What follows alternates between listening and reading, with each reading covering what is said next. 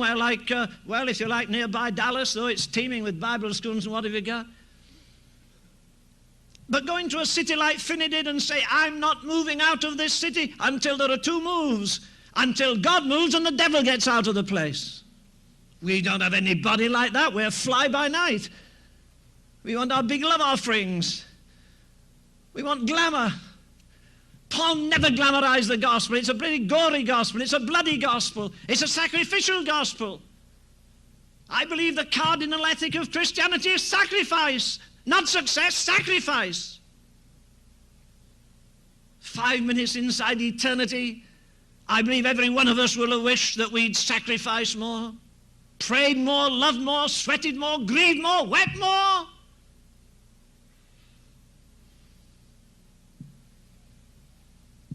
You notice, will you, that after the Acts of the Apostles, I'm going to finish quickly, after the Acts of the Apostles, the whole balance of the New Testament is to the church, it's not to sinners.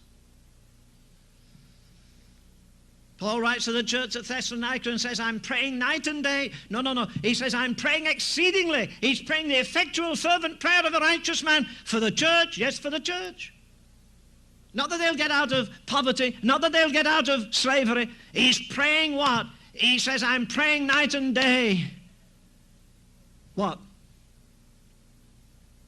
He's praying for their faith.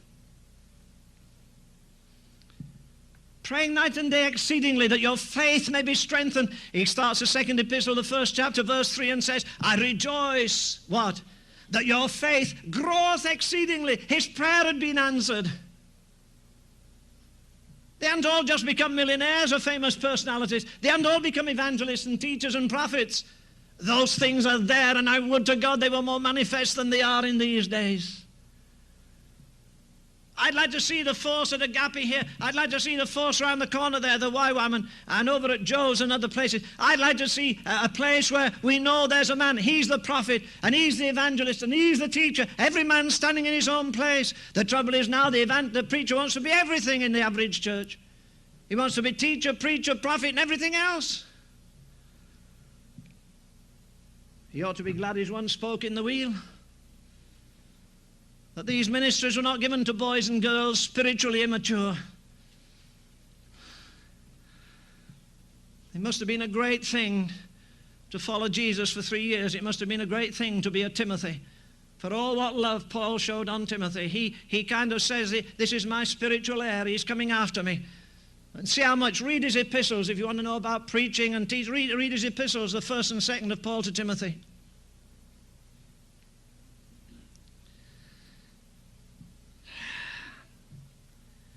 The heir, as long as he liveth, as long as he's a child, he's no different from a servant. But let him come to the age of maturity.